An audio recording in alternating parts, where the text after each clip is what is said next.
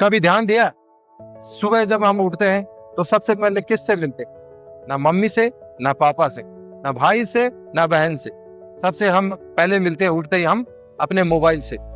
दोस्तों, मोबाइल हमारी धीरे धीरे जरूरत नहीं, आदत बन चुका है। सुबह की शुरुआत मोबाइल की स्क्रीन से होती है और रात का अंत भी उसी नीली रोशनी से।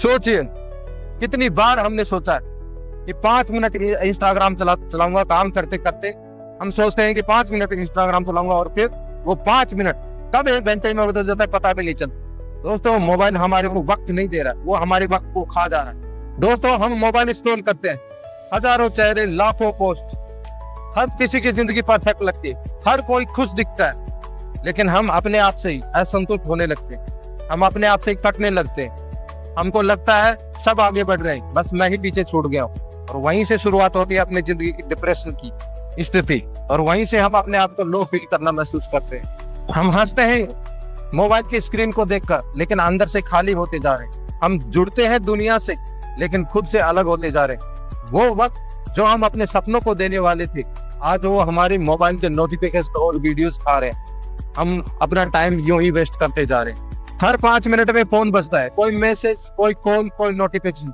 और हम सोचते हैं ये छोटा सा डिस्टर्बेंस है। लेकिन दोस्तों, ये सच्चाई नहीं है। हर बार ध्यान टूटने से हमारी फोकस की स्थिति कमजोर हो गई, खत्म हो गई। हम एक काम पर, हमारा दिमाग एक काम पर फोकस होकर टिक नहीं पाता है। हम सब बन गए हैं डिजिटल स्लेव्स। मोबाइल हमारे हाथ में है, लेकिन दोस्तों, मोबाइल ने हमें पकड़ के रखा है, हमें जकड़ के रखा हुआ। दोस्तों, अगर सोचो, हनुमान जी भी अपने लक्ष्य से ऐसे ही हो गए होते, अपने लक्ष्य से भटक जाते, तो क्या वो आज हम हमारे लिए पूजनीय होते? क्या हम उनको पूजते? या क्या वो लक्ष्मण की जान बचा पाते? क्या माता सीता का पता लगा पाते? दोस्तों, हमें सोचना चाहिए गहराई से। हमें हनुमान जी की अच्छाइयों को अपने अंदर समाहित करना चाहिए। अपने अंदर जब समाएंगे उन शक्तियों को, अगर हम हनुमान चालीसा को जागृत करेंगे, हनुमान चालीसा को पढ़ेंगे, तो वही शक्तियां हमें दिखाई देंगी, हम करने लगेंगे। अब सोचो दोस्तों, हनुमान जी जब माता सीता का पता लगाने जा रहे थे, तब उनके बीच में कठिनाई कम आई थी क्या? 100 योजन जितना समुद्र बड़ा, इतना डिस्ट्रक्ट है, उनको पता भी नहीं है। और वो इतनी छलांग लगा के वहां तक पहुंचना, और उस समुद्र के बीच में कितनी बाधाएं आई थी। शुरुआत में उनके पर्वत आया सामने, तो पर्वत को उन्होंने बोला कि हे हनुमान, आप यहाँ पे विश्राम कीजिए, करने का मौका दीजिए। तो हनुमान जी के मुख से क्या नहीं, मुझे विश्राम नहीं करना, मैं श्री राम कार्य के लिए निकला हूँ। जब तक मैं उस कार्य को खत्म नहीं कर लेता, तब तक मैं विश्राम नहीं करूंगा।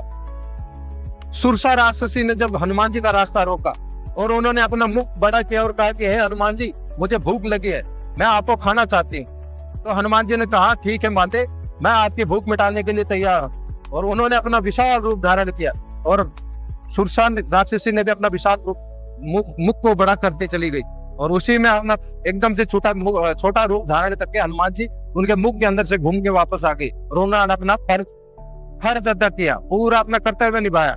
और फिर सुरसा राक्षसी ने कहा कि हे हनुमान, आपके लिए रास्ता क्लियर है, आप जा सकते हो। फिर मिली हनुमान जी को सिंगिका राक्षसी। सिंगिका राक्षसी क्या करती थी? कोई भी पक्षी या कोई जीव जंतु समुद्र के ऊपर से जा रहा तो उसकी छाया को पकड़ के उसको खींच के और खा जाती थी। हनुमान जी ने उसको एक ही प्रहार में खत्म कर दिया, वहीं पे उसको मिटा डाला और आगे बढ़ गए।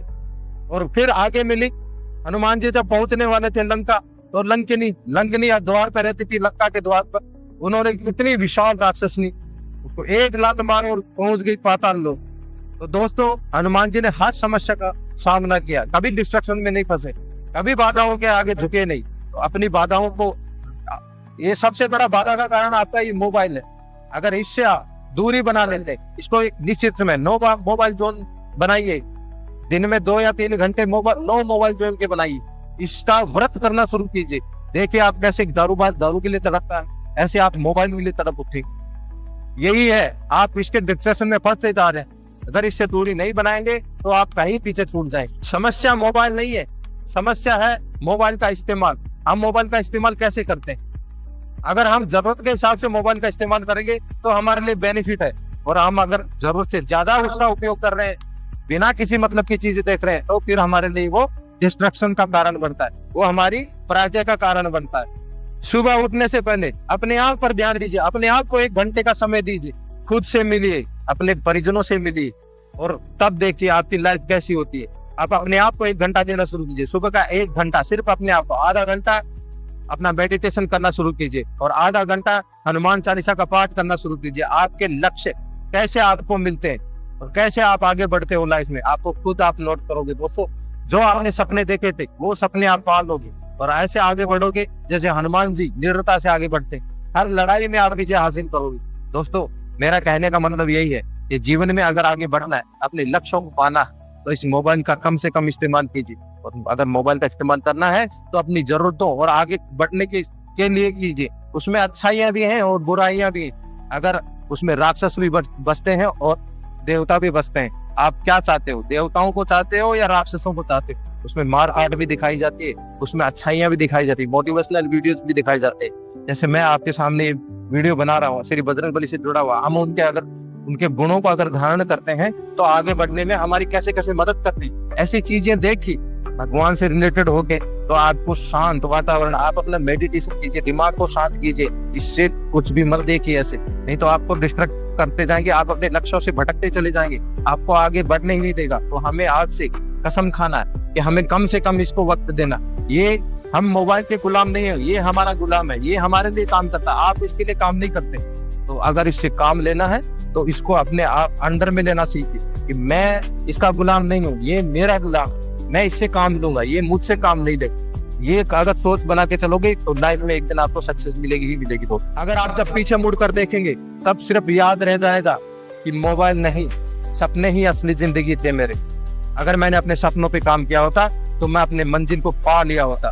इसलिए दोस्तों, मोबाइल को कंट्रोल करना सीखिए। आपको मोबाइल कंट्रोल नहीं करना चाहिए, आप खुद मोबाइल को कंट्रोल कीजिए, तभी आप लक्ष्य में सक्सेस हो। अगर वीडियो अच्छा लगा तो लाइक करो, सब्सक्राइब करो। जय श्री राम, जय हनुमान। धन्यवाद दोस्तों।